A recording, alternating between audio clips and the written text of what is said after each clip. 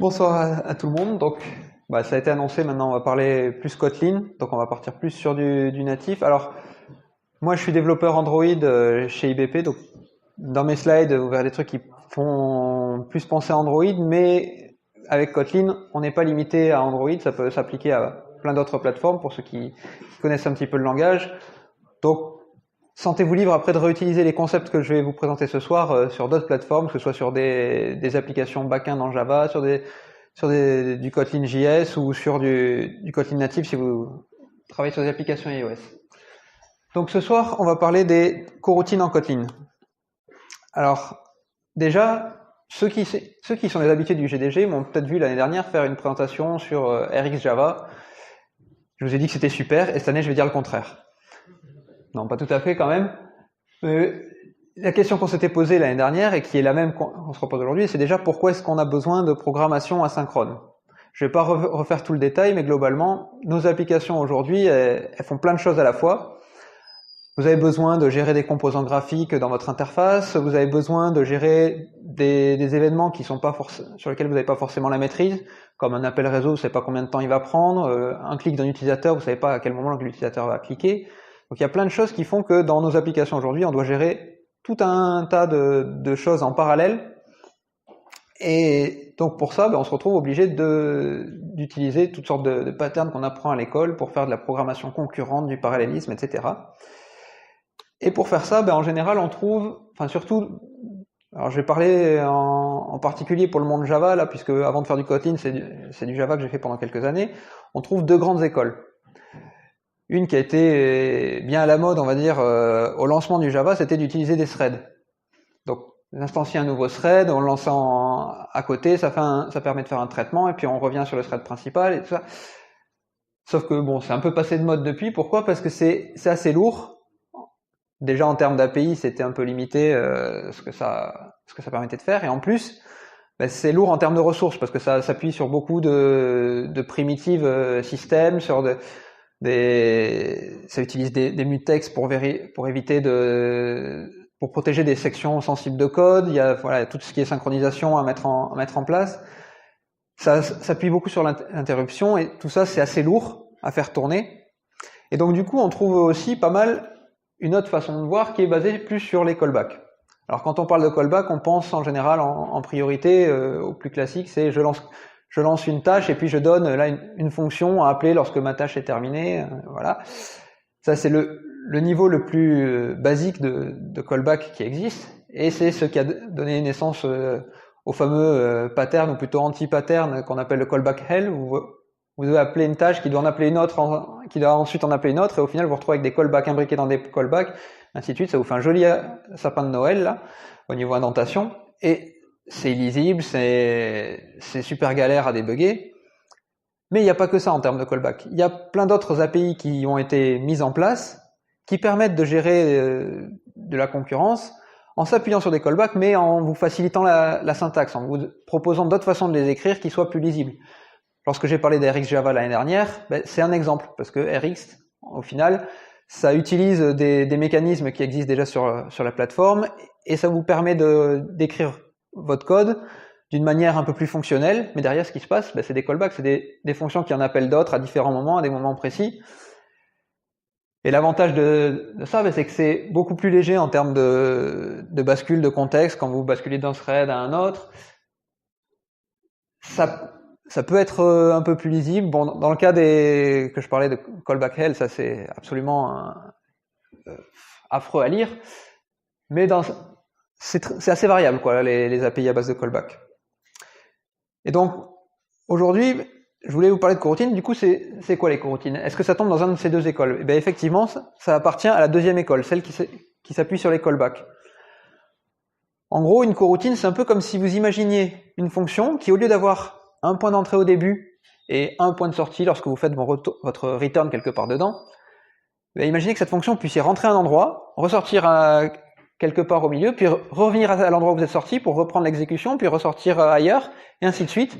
Et en gros, vous pouvez sortir de votre exécution et revenir au besoin, ce qui va vous permettre notamment d'interrompre l'exécution de la fonction lorsque vous attendez quelque chose, et de ne pas bloquer le thread sur lequel vous êtes, pour ensuite reprendre l'exécution là où vous étiez arrêté une fois que la donnée est disponible.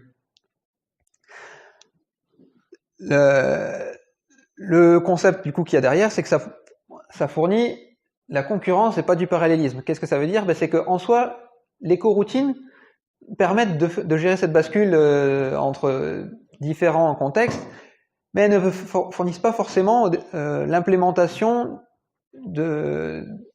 qui va vous faire de l'exécution en parallèle au sens le plus strict du terme. Ça veut dire que vous allez pouvoir gérer le fait de lancer des tâches de manière asynchrone, y revenir, mais vous n'avez pas de garantie que finalement ces tâches vont vraiment se dérouler parallèlement sur le processeur. On va voir que ça permet de le faire quand même dans l'implémentation qui est fournie par Kotlin, mais c'est pas le principe des coroutines de base. Parce que les coroutines, en fait, finalement, ça peut tourner aussi bien sur un environnement multithreadé comme une plateforme Java que sur un environnement monothread, comme pour ceux qui font de la programmation web, qui ont un thread JavaScript qui tourne. Et ben on va voir qu'on peut utiliser des coroutines là-dessus, et du coup, ça va permettre de gérer la concurrence, de lancer plusieurs tâches, alors que vous n'avez qu'un seul thread, finalement, qui tourne. Donc, avant de rentrer dans ce que sont les coroutines en Kotlin, je voulais juste mettre de côté tout de suite quelques idées préconçues qu'on peut avoir, du moins pour ceux qui ont entendu le terme dans le contexte de Kotlin. Déjà, dire les coroutines, ça a été inventé par Kotlin. Ben, c'est pas vrai du tout. Si vous ouvrez la page Wikipédia qui vous présente les coroutines, on trouve une vingtaine d'implémentations là qui sont listées dans différents langages. Donc les coroutines, c'est pas quelque chose spécifique à Kotlin. Ça existe dans plein d'autres langages. Et du coup, est-ce que c'est quelque chose de nouveau? Ben pas du tout non plus. Parce que sur la même page Wikipédia, si vous regardez la description au début, ça nous dit que c'est un concept qui a été décrit à la fin des années 50, début des années 60. Et c'est à cette époque-là qu'on a commencé à voir apparaître des implémentations de ce pattern de coroutine dans différents langages. Et il se trouve que pendant une certaine période, on avait un petit peu mis de côté, on a oublié ce que c'était. Et dans le cadre de Kotlin, c'est effectivement revenu à la mode récemment. Et du coup, est-ce que la conclusion de cette soirée, ça va être les coroutines sont la meilleure façon de faire de la programmation asynchrone en Kotlin? C'est pas forcément vrai, on le verra à la fin. On reviendra sur la question. Du coup, lorsqu'on se penche sur les coroutines en Kotlin, Roman Elizarov, qui est un développeur chez JetBrains, qui est un peu le père des coroutines en Kotlin, me disait une fois que globalement, ils avaient un certain état d'esprit lorsqu'ils ont mis ça en place, c'était de faire en sorte que ça soit le plus simple à lire et à écrire, et que si un développeur commence à manipuler du code qui s'appuie sur des coroutines, il faut que si à certains endroits il se rend pas compte qu'il fait quelque chose d'asynchrone, il faut que par défaut ce soit l'option la plus safe qui soit utilisée.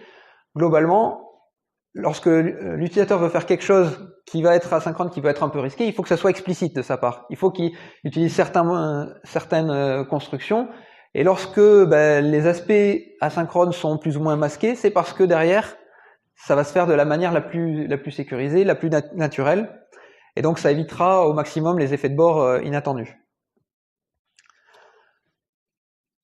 Donc en Kotlin, quels sont les avantages déjà des coroutines? Le premier, c'est que ça fait partie intégrante du langage.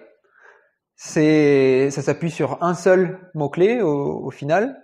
Enfin, pour pouvoir compiler, en gros, ils ont rajouté un seul mot-clé. Après, ils ont rajouté d'autres choses, d'autres fonctions, d'autres builders, etc. derrière.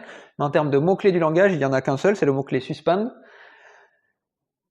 Ensuite, le but affiché, c'était clairement d'avoir une syntaxe la plus facile à lire pour les développeurs, parce que tout ce qui est algorithme asynchrone, c'est un peu compliqué à conceptualiser, alors que le séquentiel, c'est assez naturel. Donc le but, c'est de coller au maximum à une syntaxe séquentielle pour que les développeurs soient pas perdus, et limiter au minimum les endroits où ils sont obligés de faire quelque chose un peu spécifique. Un autre avantage, c'est que c'est multiplateforme, tout simplement parce que comme ça fait partie du langage et que Kotlin est multiplateforme, vous pouvez l'utiliser partout.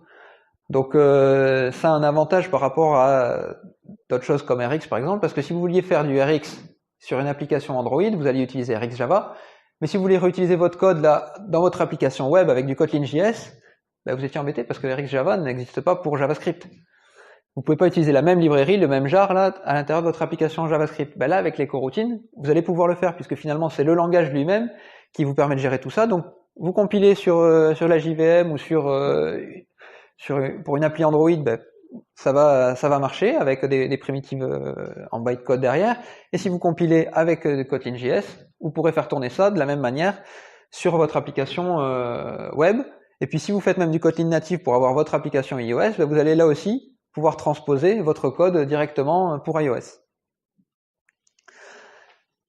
Un autre avantage que les coroutines ont par rapport à leurs concurrents, entre guillemets, ben c'est que comme c'est quelque chose qui est fourni par Kotlin, et donc, enfin par JetBrains, qui sont les concepteurs du langage, ben, ils ont pu tirer bénéfice au maximum du compilateur pour faire un petit peu des choses dans votre dos, on va dire. Et l'avantage, c'est que ça vous permet d'écrire certes un code en oubliant les aspects un petit peu boilerplate. Donc par exemple, ici, je vous ai écrit en haut une toute petite fonction qui a ce mot-clé suspend et qui appelle une autre fonction à l'intérieur. Vous voyez que aussi bien la fonction qui englobe le tout que celle qui est à l'intérieur, elles n'ont pas de type de retour, elles n'ont pas d'argument. Et ben si vous êtes du genre à bien aimer aller décompiler le code et regarder le bytecode, on voit que ce que je vous ai entouré, vous avez un argument qui a été rajouté par le compilateur à la fonction de type continuation et un type de retour object. Donc en gros, votre fonction, vous avez donné une certaine signature, mais pourtant une fois qu'elle est compilée, ben, la signature a légèrement changé. Pourquoi? Parce que ces choses qui ont été modifiées vont permettre de gérer ces points d'entrée et de sortie de votre fonction dont je parlais au début. Ça va permettre du coup de sortir de l'exécution de la fonction, puis de reprendre en redonnant le même contexte pour savoir où on continue l'exécution. Et dernière chose, ben c'est là aussi, JetBrains a créé le langage, mais il crée aussi les IDE, en particulier tout ce qui est dérivé d'IntelliJ, donc notamment Android Studio pour les développeurs Android comme moi. Et donc forcément, ben, ils font tout pour que leur intégration soit la plus naturelle possible dans l'IDE. Donc par exemple, ben, ils gèrent très bien le fait de dire qu'à certains endroits ça compile pas parce que vous essayez d'appeler une fonction avec le mot-clé suspend dans un contexte où vous n'avez pas le droit. Ça, c'est capable de vous dire si à certains endroits vous mettez le mot-clé alors que finalement il n'y en avait pas besoin, votre code était déjà synchrone, il n'y avait pas besoin d'aller rajouter ça. Et puis aussi, ça vous rajoute une petite icône dans la marge à gauche. Je sais pas si vous avez jamais touché aux coroutines, vous l'avez jamais vu cette icône-là. Et cette icône, elle va vous signaler un endroit justement où vous appelez des coroutines, où votre fonction va pouvoir s'interrompre et reprendre son exécution après coup.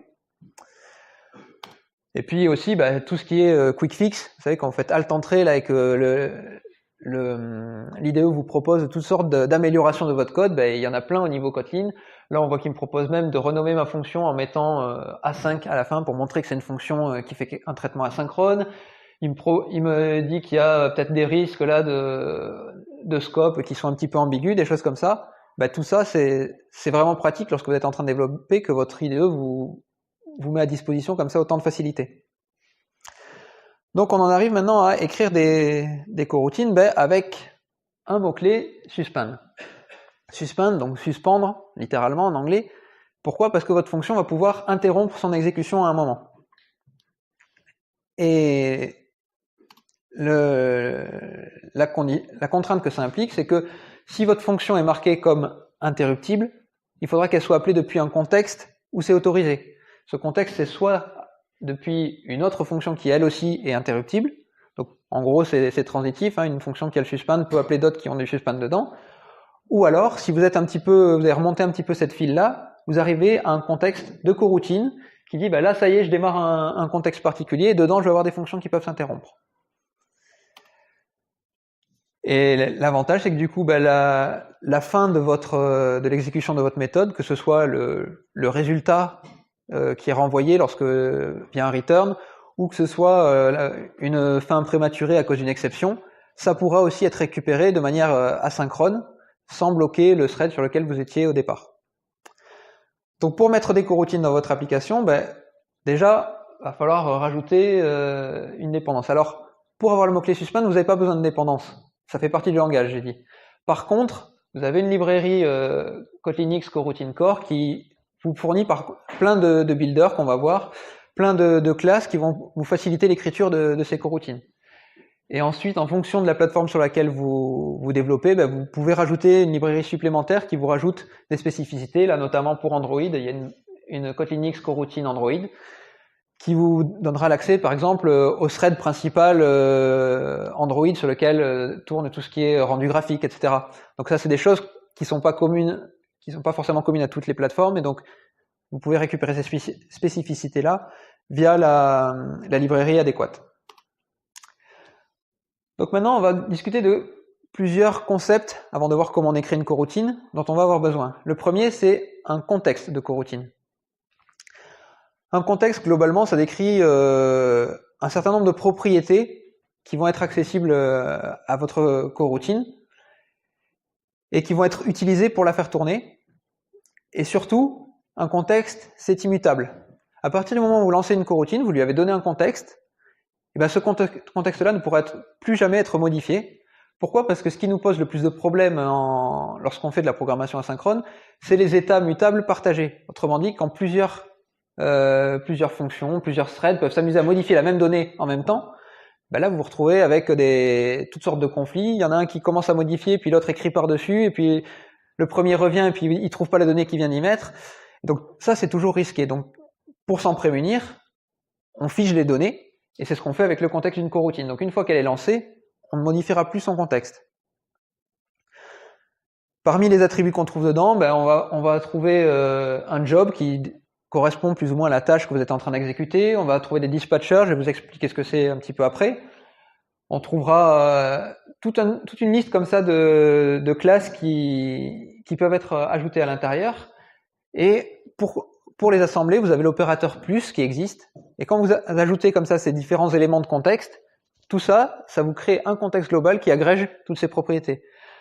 Le truc, c'est que si vous essayez de rajouter à un contexte existant un élément dont la clé se trouve déjà dans le contexte, au final, vous allez la remplacer.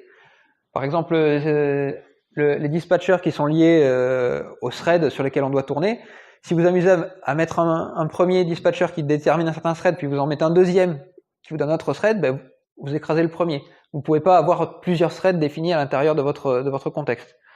Donc globalement, ça marche un petit peu comme des clés valeurs. Et pour une clé donnée, vous pouvez avoir qu'une seule valeur existante. Donc l'avantage de cet opérateur-là, c'est que ça nous permettra de récupérer un contexte déjà existant et d'en créer un nouveau en y ajoutant une nouvelle propriété dans le futur. Puisqu'on ne peut pas toucher un contexte à partir du moment où il a été créé, on pourra recréer un nouveau contexte qui dérive du premier en soit rajoutant des propriétés, soit remplaçant les propriétés existantes. Le deuxième concept qui est important, c'est les scopes en coroutine. Globalement, un scope en coroutine, c'est juste une interface qui a une seule propriété, qui est un coroutine contexte. Donc globalement, il y a un petit peu une équivalence entre un scope et un contexte. Un scope, c'est juste un raccourci vers un contexte. C'est vrai, mais il y a aussi une notion de sémantique. C'est-à-dire que le contexte, vous définissez les propriétés. Le scope, il va vous permettre un petit peu de hiérarchiser vos coroutines et vos tâches en donnant des tâches parentes qui vont pouvoir en appeler des tâches filles, etc. Et notamment gérer que quand vous voulez interrompre une certaine tâche, vous pouvez aussi interrompre en cascade. Donc vous allez pouvoir structurer un petit peu là toutes vos dépendances entre vos différentes tâches asynchrones. L'avantage de cette interface, c'est que comme il n'y a qu'un seul attribut, vous pouvez facilement dire qu'une de vos classes mères implémente cette interface-là. Par exemple, si vous faites de l'Android, ça peut être votre activité, ça peut être une activité racine dont héritent toutes vos autres activités, ça peut être un présenteur de base dont héritent vos autres présenteurs si vous faites du MVP, etc. Google propose même des implémentations liées au ViewModel, où vous pouvez avoir un scope qui est attaché à un ViewModel. Et donc à partir de là, tous ceux qui héritent vont se retrouver à l'intérieur d'un scope et donc vont pouvoir lancer des coroutines. En gros, si je l'illustre là, disons que je pars du principe que c'est mon activité qui va implémenter mon scope. Pour ça, je suis obligé de rajouter donc mon attribut coroutine contexte. Là, je vais donner juste un job à l'intérieur. Donc c'est la tâche que je vais pouvoir manipuler pour lancer, arrêter des coroutines. Et donc vous voyez que notamment sur le on-stop de mon activité, donc ceux qui ont peut-être pas l'habitude d'Android, une activité c'est un écran, et le on-stop c'est l'état lorsque on arrête cet écran-là parce qu'on le referme par exemple. Et ben lorsqu'on appelle le on-stop, j'appelle le cancel de mon contexte, et du coup toutes les coroutines qui tournent à l'intérieur de ce contexte ou d'un contexte fils vont pouvoir être annulées grâce à ça.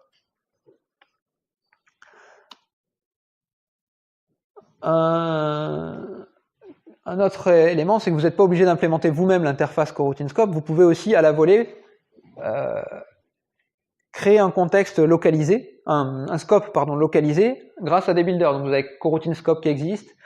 Il y a un supervisor scope qui existe aussi. Il y en a quelques-uns comme ça qui permettent de dire là localement, tiens, je vais créer un scope juste à cet endroit-là pour pouvoir regrouper certaines opérations. Et comme ça me permettra de gérer tout cet ensemble d'opérations de manière groupée, comme pour les interrompre par exemple, ou pour vérifier quand tout s'est terminé. Et donc là, ce builder, par exemple, coroutine scope permet de le faire. Et vous avez même un singleton global scope qui existe, qui vous permettrait d'appeler une coroutine n'importe où. Sauf que ça, on vous dit partout, surtout ne l'utilisez pas parce que vous perdez justement toute la notion de scopes qui sont un peu imbriqués les uns dans les autres, qui permettent de gérer un peu finement un ensemble de tâches. Là, au final, le global scope, si vous mettez tout dedans, c'est un peu comme programmer qu'avec des variables globales, quoi. Vous avez tout qui est partagé par tout le monde, et puis même au niveau gestion d'erreurs, vous savez plus trop où ça finit. Donc c'est à déconseiller, même si la classe existe. En gros, le truc, c'est que les coroutines étaient marquées expérimentales jusqu'à plus ou moins l'automne dernier, dans le langage Kotlin. Et ils avaient proposé certains des builders que je vais vous montrer, sans leur donner de scope à l'époque. Et ils se sont dit, quand ils ont passé les coroutines en finale, enfin du moins, ils ont sorti du statut expérimental avec Kotlin 1.3 à l'automne dernier, et donc, qu'ils ont annoncé notamment à la Kotlin Conf, ils avaient rajouté les scopes, et ils se sont dit, mince, tous ceux qui avaient commencé à faire des coroutines avant, ils n'avaient pas cette notion de scope, ça va leur casser leur code, on va leur laisser un global scope sous la main qu'ils pourront réutiliser, mais ça serait bien qu'ils revoient leur code pour le faire un peu plus proprement. Donc c'est pour ça que ils le permettent, mais ils disent partout, surtout évitez d'utiliser ça, c'est une très mauvaise pratique. Enfin, un troisième contexte, c'est les dispatchers. Alors, je vous ai dit au début, les coroutines, ça gère de la concurrence, pas du parallélisme, donc on n'a pas forcément les notions de thread dans le cœur même des coroutines, mais quand même, via les librairies que fournit JetBrains, vous avez des objets, notamment les dispatchers, qui vont vous permettre de lancer vos coroutines sur différents threads, parce que les plateformes sur lesquelles vous tournez ont généralement différents modèles de threads. Alors vous avez des threads au sens Java, quand vous êtes en JavaScript, vous avez le thread unique, etc. Et donc, lorsque vous voulez lancer votre coroutine à un certain endroit, c'est bien de pouvoir le préciser dans votre code. Et donc, c'est pour ça que vous avez le concept de dispatcher qui permet de faire ça. Et globalement, un dispatcher, c'est un pool de threads sur lequel vous allez pouvoir exécuter votre code. Et vous en avez plusieurs qui sont prédéfinis, qui vous sont proposés. Après, si vous voulez écrire les vôtres, c'est votre choix, mais globalement, on trouve déjà plusieurs qui répondent à pas mal de cas d'usage. Celui par défaut, le default, c'est un peu ce qui correspond à computing pour ceux qui ont l'habitude de RX. Donc en gros, c'est un pool de threads qui est orienté tâches lourdes en calcul. En gros, une tâche qui va solliciter le CPU. Et donc le truc avec ces tâches-là, c'est qu'on n'a pas envie qu'elles passent leur temps à changer continuellement de contexte. On préfère qu'elles s'exécutent le plus vite possible. Et donc ce pool de threads-là, il a été optimisé par JetBrains en disant on va en mettre autant de threads dedans qu'on a de cœurs sur nos processeurs. Comme ça, ça veut dire que lorsqu'on a un processeur 8 cœurs et qu'on a 8 threads qui tournent, il y a un thread sur chaque cœur qui tourne et c'est vraiment le maximum. Si on commence à vouloir faire tourner plus de tâches en même temps, on va être obligé là de switcher d'une tâche à une autre et du coup on va gréver un peu les performances. Donc le mieux c'était cette façon de faire là. Par contre, lorsque vous avez des tâches qui sont plus qui nécessitent beaucoup plus d'attente, qui passent leur temps à attendre qu'un appel réseau réponde, ou que quand vous faites des écritures sur les disques, etc., toutes ces choses-là qui sont pas très gourmandes en CPU, mais par contre qui passent beaucoup de temps en attente, vous avez un autre pool qui s'appelle IO, un peu comme en RX là aussi, où là vous avez beaucoup de threads à l'intérieur, mais parce que ces threads là, en gros, globalement, ils passent la plupart de leur temps dormant, le temps de recevoir les données qui s'attendent. Et puis vous avez aussi un dispatcher main qui existe. Celui-là, ça va dépendre de quelle librairie vous avez rajouté dans votre code. Si vous avez la librairie Android, comme je vous ai montré tout à l'heure pour moi, ça va utiliser le thread principal d'Android qui sert pour tout ce qui est graphisme. Si vous êtes sur iOS, il y a un thread un peu équivalent. Vous avez un autre si vous faites des applis Java, Swing, là, etc. Donc ça sera un thread qui va être spécifique à votre plateforme en fait. Enfin un thread ou un pool potentiellement spécifique à votre plateforme. Donc dans le bout de code que je vous ai montré avant, qu'est-ce qu'on enrichit? Là je vais le rajouter dans mon contexte. J'avais mon activité avec son coroutine contexte qui était déclaré dessus, puisque elle implémentait coroutine scope. Je lui avais donné juste un job, maintenant je vais lui rajouter aussi à mon job un dispatcher.main. Et en gros là j'ai créé un scope de coroutine qui est rattaché à une certaine tâche et qui va exécuter son code à chaque fois dans le thread principal Android. Maintenant qu'on a vu ces concepts, on va voir comment est-ce qu'on lance nos coroutines. Et pour ça, il y a un certain nombre de builders prédéfinis qui existent, qui sont fournis par JetBrains. Et le premier, le plus basique, il s'appelle Launch. Il est fourni sous forme d'extension sur Coroutine Scope. Et globalement, un launch, JetBrains dit c'est du fire and forget. Autrement dit, je lance un truc et puis je m'en préoccupe plus. Ça s'exécute là où ça s'exécute. En gros, mon builder, je lui ai donné une lambda. Je ne sais pas quand va s'exécuter cette lambda ni où. Mon code va continuer à s'exécuter derrière le launch sans se préoccuper de ce qui est fait de la lambda. En fonction du contexte, ça pourrait être fait sur un thread à côté. Ça va être géré d'une certaine manière, mais du point de vue de l'endroit où j'ai fait l'appel, la tâche est lancée et puis après on continue l'exécution sans se préoccuper de ce que devient cette tâche-là. Le type de retour du launch, c'est un job. Donc si vous avez déjà le job sur votre coroutine scope, globalement vous avez déjà la main dessus, mais sinon ça vous permet là localement de récupérer le job associé à la coroutine que vous venez de lancer. Et ce job-là va permettre entre autres de l'annuler ou de vérifier si c'est terminé, s'il n'a pas été, si quelqu'un n'a pas cherché à l'annuler justement en cours de route, etc. Donc dans mon activité là, maintenant, disons que j'ai une méthode onUserEvent que j'appelle lorsque l'utilisateur a fait quelque chose, et je veux que lorsque cet événement-là se produit, ça me lance des tâches de manière asynchrone. Alors sur le thread que j'avais défini, qui là est le thread principal. Donc du coup, j'ai ma méthode, elle fait un launch, et vous voyez que l'IDE montre bien qu'à l'intérieur, la lambda que je lui donne en argument, elle s'applique sur un receiver qui est un coroutine scope. Dans mon cas, le scope c'est mon activité elle-même, mais potentiellement ça pourrait être ailleurs. Là, en gros, ça me redonne la main sur mon scope. Et puis dedans, j'appelle plusieurs fonctions, notamment une première process data, puis process other data.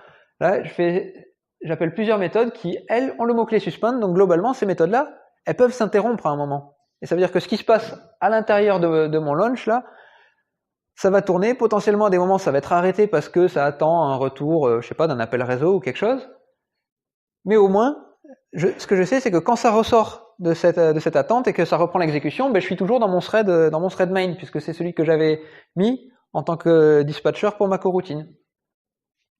Et donc, une fois que j'ai fait mes 2 premiers appels qui pouvaient être interrompus, je peux mettre à jour mon interface graphique. Je sais que je suis à l'intérieur du thread principal, j'ai droit de faire d'appeler des primitives graphiques, donc je peux faire mon update UI derrière avec les données que je viens de mettre à jour. Une petite précaution, c'est la façon dont vous écrivez le launch, parce que ça utilise une lambda en argument, et le problème entre guillemets des lambda, ou du moins un effet secondaire qui est rattaché, c'est que ça peut capturer un petit peu par closure l'état qui est autour de cette lambda. Vous êtes à l'intérieur, si vous êtes... Ah, qu'est-ce qui se passe? J'ai perdu le... Ah voilà. On a retrouvé l'écran. Donc si je suis à l'intérieur de ma fonction, comme dans le deuxième cas, je peux avoir déclaré là des variables à l'intérieur de cette fonction-là, et le problème c'est que ma lambda, elle a accès à ces variables-là. Et si ces variables comme leur nom l'indique, peuvent changer de valeur, ben, j'ai créé un état là qui est mutable, qui peut être changé et qui en plus qui est partagé avec un autre thread. Donc il y a un risque là au niveau concurrence. Donc c'est pour ça que globalement ils déconseillent chez JetBrains d'utiliser des launches comme ça en plein milieu d'une fonction et de plutôt les mettre directement avec la syntaxe expression body. Comme ça au moins vous êtes sûr que vous capturez pas des variables locales à une fonction.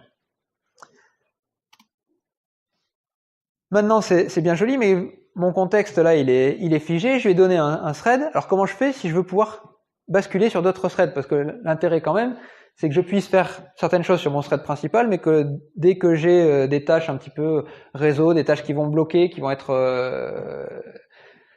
un peu longues, je voudrais éviter de bloquer mon thread principal. Donc il va falloir que je crée un autre contexte ponctuellement qui va s'exécuter sur notre thread.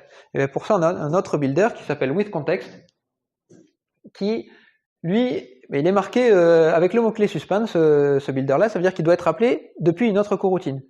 Donc j'ai lancé ma première coroutine avec un launch, par exemple, et à l'intérieur de ce launch, je vais pouvoir mettre un withContext, où je vais lui donner là des éléments de contexte à modifier. Donc par exemple, je vais lui dire withContext et dispatchers.io, ça veut dire, tu récupères le contexte précédent de la coroutine parente, et tu vas modifier dedans ou ajouter le dispatcher. Et donc là, pour dire, le dispatcher.io, c'est utilise un thread du pool particulier qui est dédié à ça. Et ce qui se passe, c'est que là, la lambda que je lui donne en argument, mon withContext, elle va prendre ce nouveau contexte que je viens de créer, donc j'ai pas modifié le parent là, j'en ai créé un nouveau à côté. Et donc cette nouvelle lambda va utiliser ce nouveau contexte que j'ai créé, qui a un thread différent, et donc elle va pouvoir faire son exécution là. Pendant ce temps-là, qu'est-ce qui se passe sur ma coroutine parente? Elle est mise en attente, elle bloque pas son thread, elle relâche le thread, et une fois que le contenu de mon withContext se termine, on revient dessus et elle reprend l'exécution là où c'était interrompu. Donc, dans la pratique, ça ressemble à quoi? Là, les deux méthodes que je vous avais montrées, process data, je veux que justement, puisqu'elles vont faire manipuler des données un peu lourdes, ça va prendre du temps, je veux qu'elles s'exécutent sur un autre thread, par exemple le thread IO, je les mets avec ce builder, withContext dispatchers.io, et le contenu, là, mon compute new state, il va être appelé sur mon thread, mon pool de thread pour les input-output. Et du coup, ça ne bloquera pas le thread main qui était dédié au launch d'origine. Donc, la coroutine racine, le launch, il est dans le main. Ces deux autres coroutines-là, ou du moins ces deux autres fonctions-là, elles seront appelées sur le dispatcher.io. Ça va, je parle très vite parce que j'ai beaucoup de choses à dire et que j'ai un temps limité, mais j'espère que vous arrivez à suivre à peu près. Ok. Alors on continue avec un autre builder.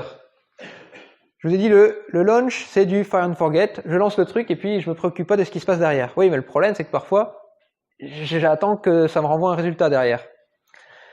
J'ai envie de lancer une coroutine, mais je voudrais qu'à la fin, quand je puisse en récupérer un certain objet.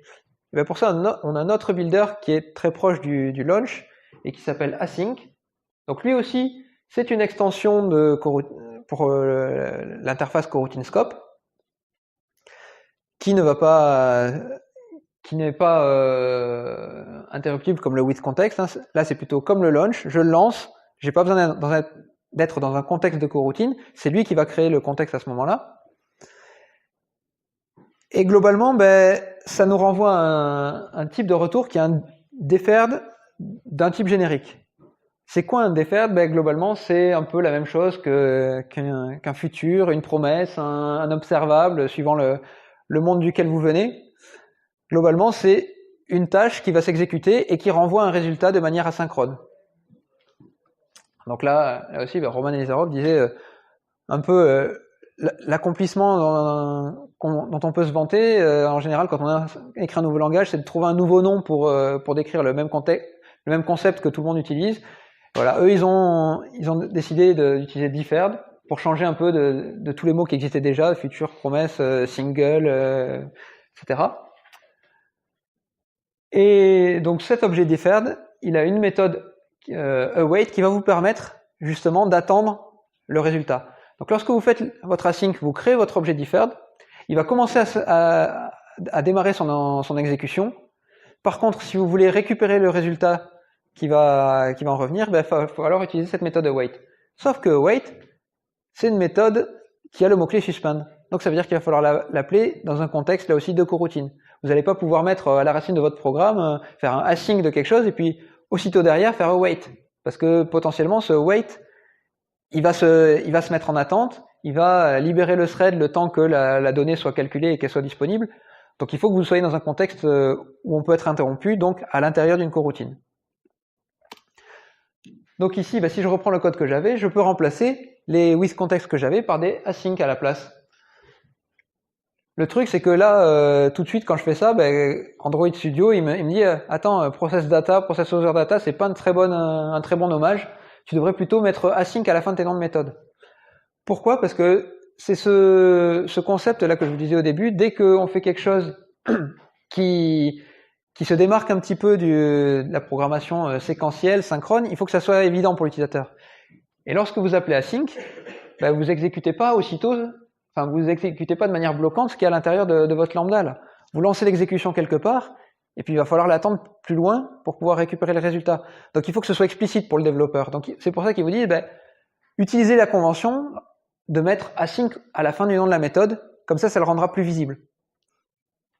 Et donc derrière, ce que je peux faire, c'est qu'à l'endroit où j'avais mes deux process data, j'ai récupéré des deferred, et là, je peux les donner plutôt dans ma méthode update.ui. Donc vous voyez que j'ai enlevé le launch que j'avais tout en haut, parce que j'ai plus besoin forcément de synchroniser le truc là. Les deux process data async, process data other data async, eux ils lancent chacun une coroutine de leur côté. Et par contre, c'est au moment où je veux afficher mon résultat que là je vais être sûr d'être revenu dans mon thread main. Donc du coup là j'ai un launch qui a le contexte que je vous avais décrit au début et qui fait de await dedans. Et donc du coup, avec ça, je vais pouvoir attendre que mes deux résultats soient disponibles.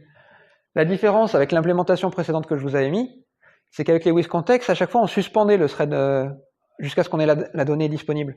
Donc en gros, ce qui se passait, c'est que je lançais le premier appel, j'attendais qu'il soit terminé, je lançais le deuxième, j'attendais qu'il soit terminé, et ensuite je faisais ma mise à jour de l'interface. Là, je lance mes deux appels en parallèle au début, et c'est au moment où je veux mettre à jour mon interface que je me mets à attendre que les deux soient terminés. Avec mes deux await là qui me permettent de dire maintenant t'attends d'avoir la première donnée, ok tu l'as, tu peux attendre aussi d'avoir la deuxième. Si la deuxième a été plus vite, globalement je l'ai déjà disponible au moment où je lis le data2.await, donc du coup j'attends pas plus longtemps. Mais ça m'a permis de faire deux tâches en parallèle plutôt que de les faire l'une après l'autre, et donc de gagner potentiellement en performance. En particulier si c'était des appels réseau qui prennent un certain temps, si je peux lancer deux appels en parallèle plutôt que de les faire l'un derrière l'autre, ça donnera l'impression que mon application réagit plus vite à l'utilisateur. Un dernier builder que je vais vous présenter, il s'appelle Run Blocking. Pourquoi? Parce que, comme son nom l'indique, il lance la lambda que vous lui avez donnée en argument, il lance une coroutine avec cette lambda-là, sauf que lui, il fait exactement le contraire des autres. Au lieu de le lancer et puis de ne pas s'en préoccuper, lui, il va bloquer votre thread jusqu'à ce que la coroutine soit terminée. Vous allez me dire, c'est un peu contre-intuitif, alors que depuis le début, on veut éviter de bloquer des threads et essayer au maximum de lancer les choses de manière un peu parallélisée, même si parfois ça peut être simulé. Mais justement, c'est parce que ce run blocking, il a plutôt pour vocation de faire un peu le pont entre le monde des coroutines et le monde qu'il n'utilise pas. Et en particulier, si dans votre code, vous avez décidé de ne pas utiliser des coroutines, mais que vous tombez sur une librairie qui vous plaît vachement et qui, elle, fait des coroutines, vous allez être embêté. Soit vous passez aux coroutines vous aussi pour utiliser la même chose que votre librairie, soit sinon, vous allez pouvoir mettre un run blocking qui va pouvoir permettre de rendre synchrone ce que la librairie faisait de manière asynchrone. Et là, globalement, ça va lancer vos appels et puis bloquer votre thread et vous reprenez votre exécution derrière. Du point de vue de votre code, tout ce qui était asynchrone, ça a été masqué. Vous n'avez aucune visibilité dessus. Vous reprenez juste la main après la fin de l'exécution.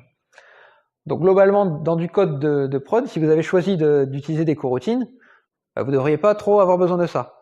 Les deux seuls cas d'usage que j'ai trouvés ou que j'ai vu aussi documentés, d'autres personnes semblaient être d'accord là-dessus, c'est par exemple si vous écrivez un programme Java de base qui a qu'une fonction main, vous savez, là, le classique public static main, main là, avec des arguments, et voilà.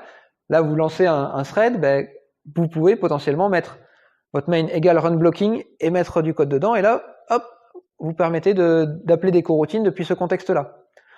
L'autre cas qui est un peu plus utile pour moi, je dirais, c'est si vous faites des TU. Enfin, j'espère que vous en faites, mais on va parler au conditionnel juste pour vous donner le bénéfice du doute. Si vous faites des TU, c'est toujours compliqué de tester du code asynchrone. Parce qu'il y a des trucs qui s'exécutent dans différents threads, votre test se termine alors qu'en fait vous n'avez pas terminé les tâches que vous aviez lancées à côté.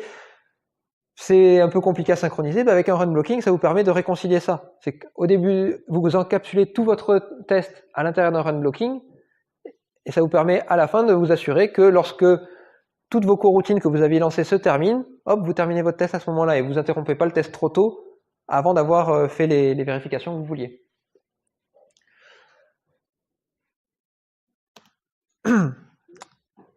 Enfin, un élément qui va être important aussi, c'est comment on gère les erreurs. Alors le but des coroutines, je l'ai dit, c'était d'avoir une syntaxe qui est la plus proche possible d'une écriture de code séquentiel. Donc comment est-ce qu'on va faire les erreurs? Autant que possible, on va essayer de garder la même syntaxe, et notamment le bon vieux try-catch qui existait dans le Kotlin et dans les autres langages comme le Java avant.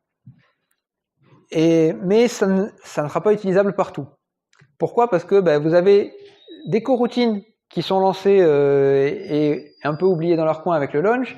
Vous avez des coroutines sur lesquelles vous attendez la fin de l'exécution, et que dans ces deux contextes différents, là, vous pouvez pas réagir de la même façon. Si vous mettez un try-catch autour du launch, vu que le launch il lance son exécution dans un thread potentiellement ailleurs, vous n'allez rien catcher du tout. Et ce qui se passe, c'est que si vous avez une exception à l'intérieur de votre coroutine, elle va remonter à l'intérieur de votre pile d'exécution, un peu comme les exceptions en Java qui remontaient jusqu'à arriver à la racine du thread là. Et puis là, ça explosait. Soit c'était un thread qui était en background, donc à la rigueur vous aviez juste un joli stack trace qui s'affichait dans la console, mais ça gênait pas votre appli. Soit c'était le thread principal, et là alors complètement un crash de l'application. Et avec le launch, c'est un peu ça qui se passe, c'est que les exceptions sont propagées, donc elles remontent comme ça jusqu'à arriver à la racine de la coroutine. Et ça va dépendre du scope dans lequel vous êtes en fait, ce qui va se passer derrière. Par contre, si vous êtes dans un contexte où vous avez utilisé un async par nature, le but c'est d'attendre le résultat à un moment donné. Et du coup là, on se dit que si à un moment vous allez attendre la fin de votre coroutine, vous allez aussi pouvoir à ce moment-là récupérer votre exception. Et donc dans ce cas-là, on va pouvoir privilégier justement cette écriture avec du try-catch.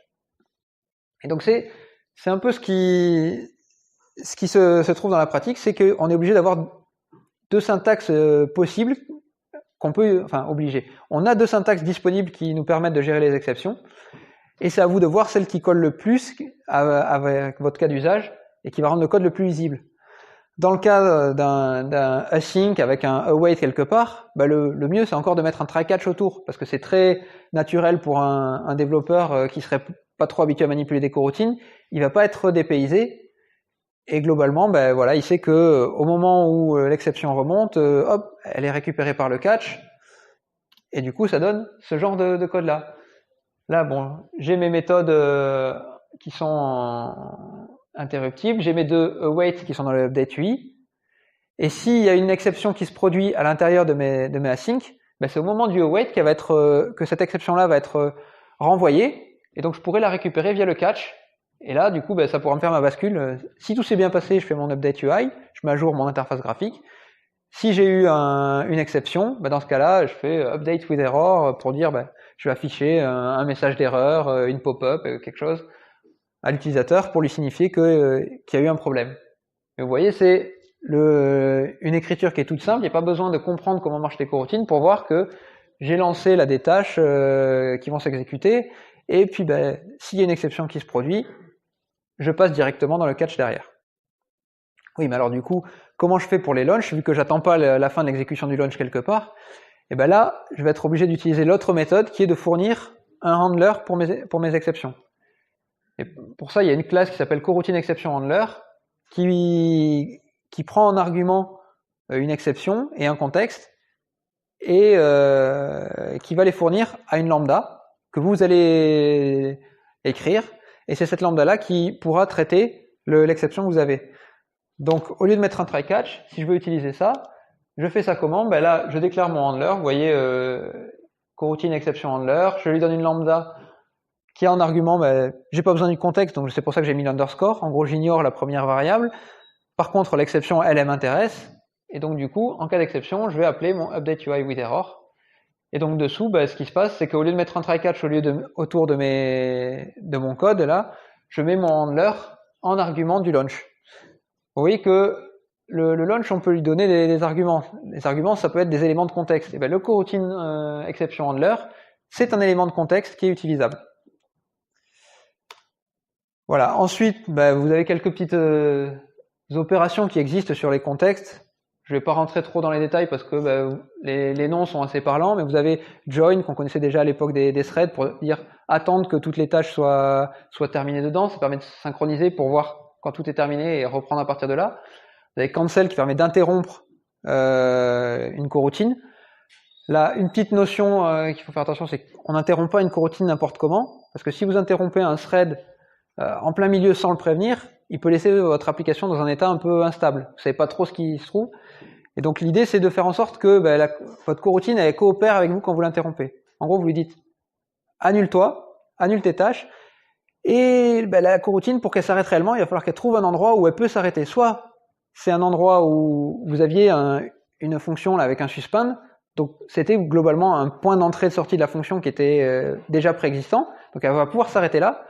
Soit ça sera à vous de mettre explicitement, de vérifier un flag pour dire on a essayé d'annuler la coroutine, donc c'est à moi là de sortir de mon exécution, d'annuler la fin de mon algorithme ou je sais pas quoi pour y mettre fin. Après, yield permet justement de créer artificiellement un de ces points et isActive, c'est le flag dont je parlais pour vérifier. Donc pour reprendre un petit peu tout ce que je vous ai montré, je vous ai compilé ça sur un seul slide, donc si vous voulez regarder plus tard, voir l'ensemble, là bien sûr sur l'écran ça fait un peu beaucoup de choses à lire, normalement on a lu chacun des petits bouts au fur et à mesure, donc je vais pas m'attarder dessus. Et donc la conclusion, est-ce qu'on fait du RX, est-ce qu'on fait des coroutines?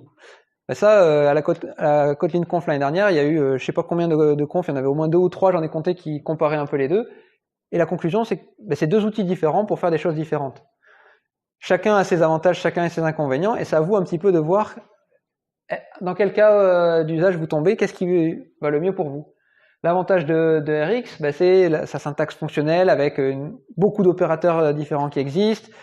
C'est la testabilité, notamment vous avez des tests observers, des tests schedulers qui permettent même de simuler du temps si vous voulez faire des tests sur des trucs temporisés. Par contre, c'est pas forcément très naturel à écrire. À la base, ça demande un petit peu de pratique. À l'inverse, les coroutines, c'est facile à lire, c'est assez facile à prendre en main. Ça a l'avantage en plus d'être multiplateforme. Donc, comme je disais, vous pouvez réutiliser le même code asynchrone sur plusieurs plateformes différentes. Mais au niveau testabilité, c'est un peu plus limité pour l'instant. Mais il y a encore plein de choses qui sont expérimentales. Donc, je pense que dans le futur, on devra en apprendre plus là-dessus. Et puis, on verra la prochaine Kotlin Conf au mois de décembre, ce qu'ils nous annoncent pour répondre aux quelques inconvénients que je vous ai cités. Voilà. Je ne sais pas si vous avez des questions. À la rigueur, peut-être si vous voulez, on pourra les poser peut-être à côté, comme ça on va éviter de prendre trop longtemps. Donc, on peut se retrouver à côté. Je rends la main à Manu.